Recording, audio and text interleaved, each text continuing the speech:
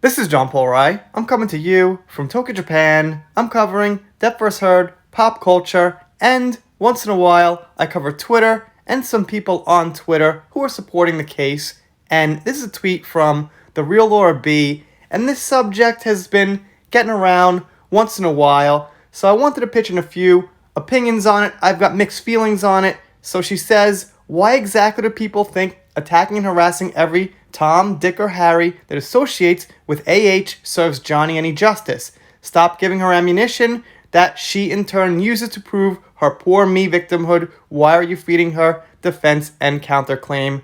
Hashtag boundaries. Now, I gotta be real clear, I am not for harassment, or I should say I'm not for mindless harassment. Just making fun of people for the fact of making fun of them and spamming comments and things like that. What I am for is factual criticism. And there's a difference between criticizing somebody and harassment, so it really depends on the nature of what's being said.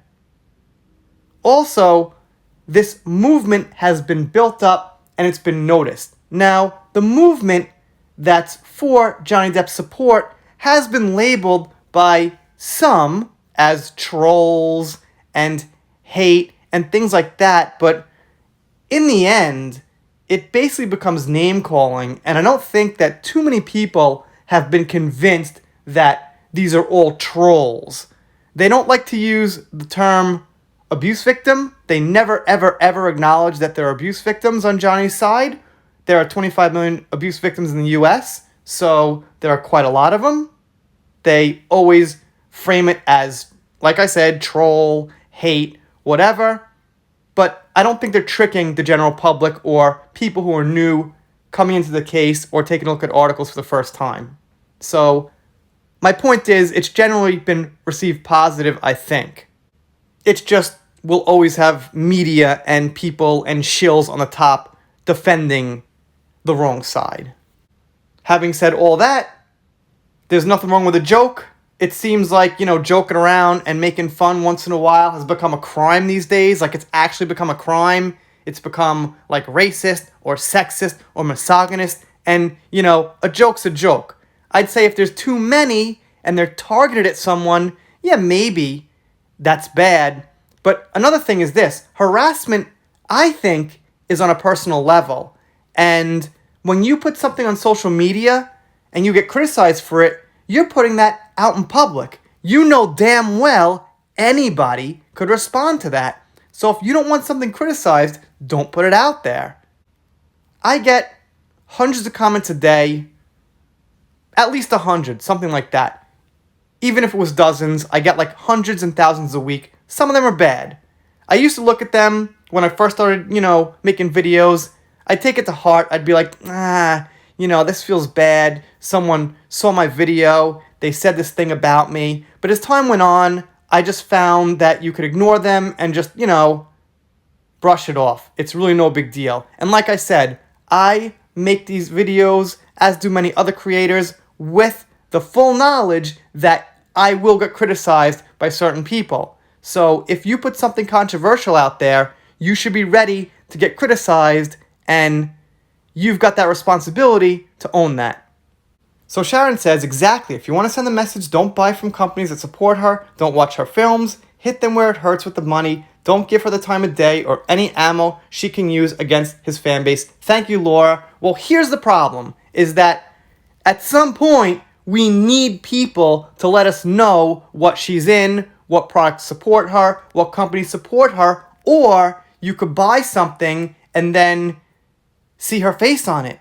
Or you could be watching a movie, like Gully, like a lot of people have told me, and not realize she's in it. And then she comes on screen, and you're like, oh, I didn't want to see this, but I already saw it, and I didn't know. So we need a certain amount of movement and circulation for the news. Or something like Zombieland. I didn't know she was in it until, I don't know if I'm going to say recently, but until I got a hold of this case. So if I saw Zombieland without people from Johnny's side telling me she's in it, I might have just seen it. I would have had no problem getting that movie, checking it out, something like that. So my point I'm making is, you need it. The circulation, the word of mouth to let people know. It's easy to say now that the info is out, then we can just not see it. But before you know the info, before you know what she's in, you need that info to come out. And TJ Hilton says, agree 100% Laura, unfortunately, there's a minority who think attacking them is the way to go. I raised the point, but just get told to go F off and mind my business.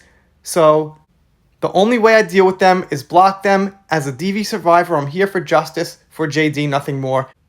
I'm going to guess maybe 70,000 to 100,000 comments since I started on this case, and you don't see too many who have the wrong intentions.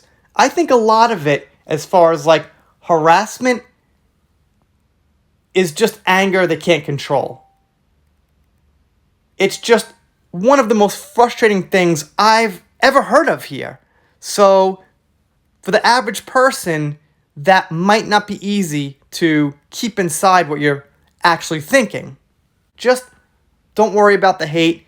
There's going to be a few bad apples. I'd say just ignore them. And in general, the community's been very good, very supporting of the creators here on YouTube, the people on Twitter, tweeting about Johnny. So, I don't know, it just feels to me that the negativity is at such a low volume that it's not worth like a serious discussion on how to handle it. And Arwish says, the past few days have been bliss focusing on JD rather than AH. I truly believe it's killing her. She is afraid to be forgotten. I believe it's working because her stans are now claiming we are too infatuated with JD. Keep on focusing on Johnny. His tats deserve a look. Now I gotta say this, and this is kind of a tough conversation. I don't want to paint myself in a corner here, but I've said over and over, I wasn't a big Johnny fan until I did more research about him because of this case. I was always on the surface level a Johnny fan. I thought he was a good actor, but I didn't really take it to the next level. Like, what kind of music does he play? Yeah, what are his tattoos? How good is he compared to other actors? I was just a, general fan of Johnny Depp in the same way you could say I'm kind of a Schwarzenegger fan now. Yeah, I like his movies. Cool guy. Or Brad Pitt, or something like that, more on the surface level. So, the thing I'm getting at is not everybody involved in this is a big Johnny Depp fan who's going to concentrate on him and look at his tattoos and, analyze every word he says and listen to every song. Some of us are here because we want to see the right thing done, and we're seeing the wrong decisions being made on certain levels, and we want to see the right decisions being made. We are also here, like I said, because a lot of us are abuse victims. I'm not a physical abuse victim. I've taken some verbal abuse. I don't know how bad it is, but I can start to imagine. So, focusing on Johnny is definitely great, but some of us are more focused on the facts and the news and the outcome and the legal side of what's going on.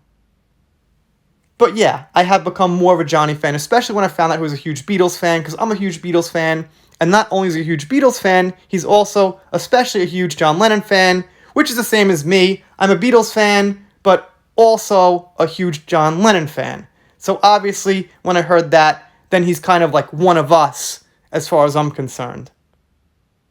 I mean one of us as far as like, my friends and the type of people I hung out with back in the day, listen to music, stuff like that. Anyway, you guys, of course, let me know what you think down below. Not to confuse, I'm not for harassing, just mindless spamming and name-calling. But if there's something that's worth being critical about, worth calling out, worth calling someone a liar over, then they should hear it. And if they're going to put their opinion on social media, like I.L. Tillett on Instagram and YouTube, and Amber Heard on Twitter and Instagram, and her friends on Facebook, then you have to know, as an adult, you're going to get criticized, or there's a good chance you can get criticized for it. If you're not subscribed here, consider subscribing. If you don't, I'll be pretty sad, but I'll get over it. See you next time.